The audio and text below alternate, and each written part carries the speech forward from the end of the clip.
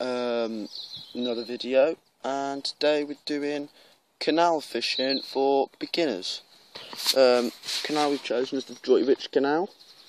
I'm outside the little church, the little village of Solwarp, and it's well, to be honest, this section of the canal isn't really fished much. I don't see why, because it holds some great fish in here. There's rudd, there's roach, there's perch, and there's even some perch in here going to a good few pounds, about £3–4 in here. So it's good really. And I've been told there's a few bream as well. And I've yet to catch a proper bream. I've caught one or two like £1–2 pounders, but not really a proper bream like £4 or £5 odd. What we're going to do is, guys, I'm going to give you a walk through my tackle. I'll show you all the odds and ends I've got with me, just to make life that bit more comfortable. And yeah, when we'll get a few tackle. What we've got here is it's not my match rod, because my match rod is a bit difficult to walk with. We've got a 7-foot Rovex Captive. It's a 2-piece, so it collapses down kind of easily, and it's only got quite a small handle, which is pretty good, I reckon, for me at least. And this is a especially good rod, I reckon, for beginners, mostly because it's easy to use and you can use it for a variety of fish. It's not like it's going to cost a load of money. This only cost me £30, and £30 I've caught £20 fish on here, so to be honest with you guys, it's a really good rod. But yeah, we're fishing a small, I think it's a 2000 size reel right here, fixed spool reel, and I'm fishing with the wrong spool. Crap, I should have got me the spool. Stupidly, I'm fishing a £6 line. I should be fishing a £3 line, but oh well. And then on the end here, I don't know if you can see it, because I've hooked it into the little holder thing. It's here. If I slacken off a bit, pull a bit of line up. There we are. Here, I'm fishing a size 20 hook. It's barbless, so it's pretty easy for me to get it out of the fish's mouths.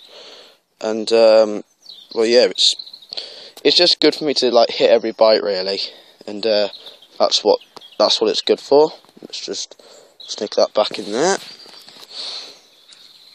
And then up here, I'm fishing a canal waggler. Bear with me. A canal waggler. It's the same one I used on the river. It takes 4 BB to shot it down. So we've got the 2 shots there. We've got another one here, and we've got another one here, and we've got a micro swivel just down here, which acts as like another sort of weight. But yeah, so that's that, guys. Let's give you a walk through the bait. So this is the bait end of it. What we're fishing today is got a few types of bait. We've got some maggots, which I stupidly left out in the rain, and only found out too late that it was raining outside. So they're all wet and they're crawling out the tub. So I've got to just prop the lid on top so they don't crawl out the tub. Here we've got some worms under here. Just turn it over. There they are. Look, those are worms. They'll be good for the bigger perch. And here, what we've got for the roach and the bream is some particles of chili hemp. Yeah, this is what I used on the river, but it works equally as good on the canal. Gets better for the bigger roach and the bigger bream and the rudd and stuff. Same here with the bloodworm pellets. That really just attracts anything into it, really.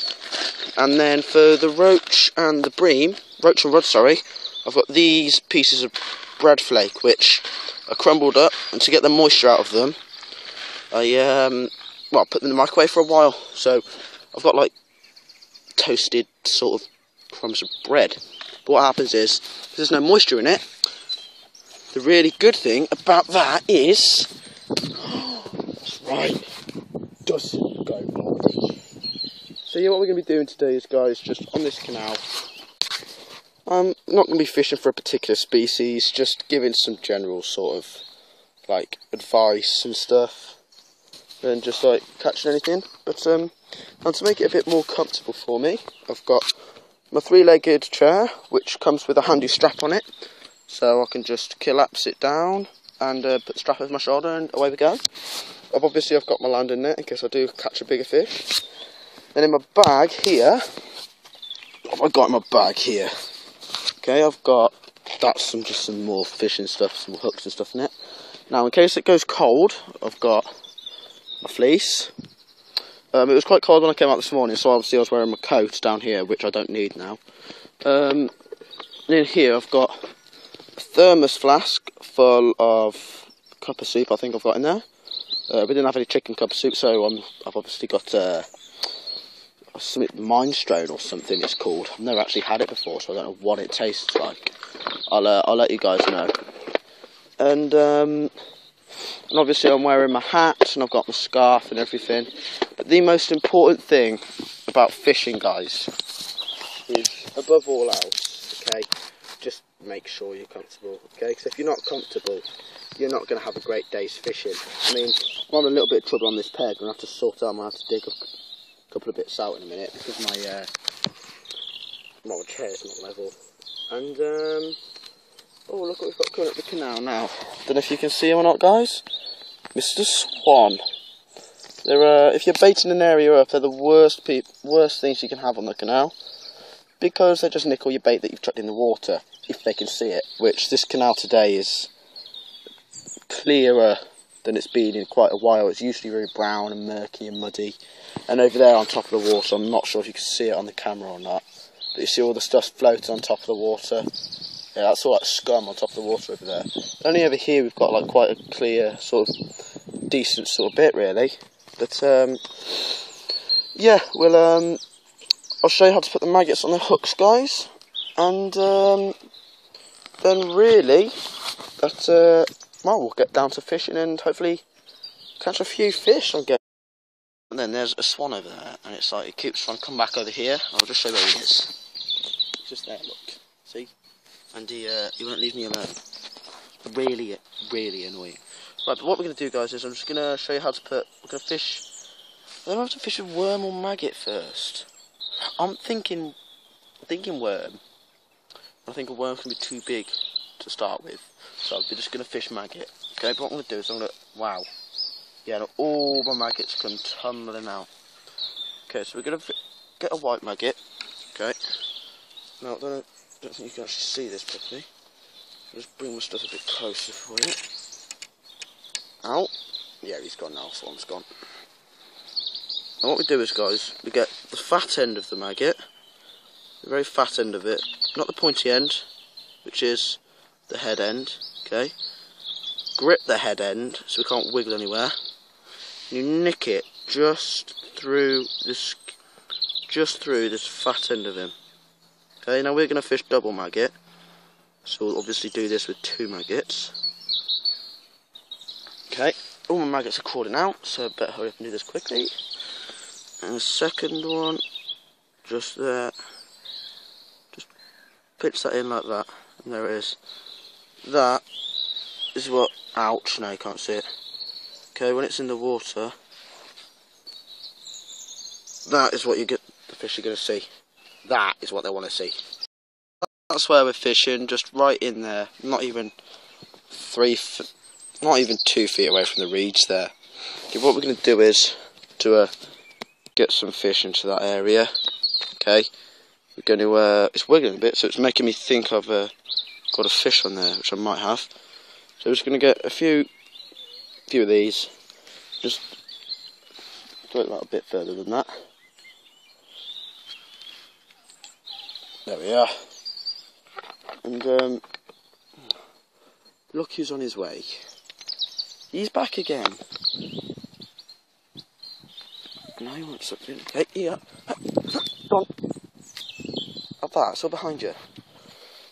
See, there we go. I'll get Mr. Swan out of our way. And well, hopefully we can catch some fish, I guess. But yeah, just float's still bipping about all over the place. I think it's just the waves. What I'm going to do is, guys, just wait for it to slide under. When your float does slide under, that is when you know you've got a fish. As soon as it's... Alright, it'll just go... And, well, that's all really, guys. And he's back again. I spoke earlier about being comfortable, okay? And there's millions of ways you can do that. The first most major way of being comfortable is being dressed suitably for the weather. Okay, it's forecasted today where I am to be pissed down later, basically. But so what I've done is I bought, as unfashionable as it is, I bought a poncho. So I'll just stick my head through it. It's basically like a bin bag, except it's an actual real poncho. I bought it from Go Outdoors. It's made from High Gear. And morning. Any good? Wow, just waiting at the moment, you see. Oh, right. So Oh, it's a contest? Nah, it's like wow, just wait for the fish. Yeah, it's just like waiting for the fish. Yeah, as I was saying, it's just make sure you dress suitably for the weather. It's bordering on, it's March now, so it's when the fishing starts to get good, really. And that's nice. And in March you can have anything from really nice sun, like you can have like pretty much a summer's day.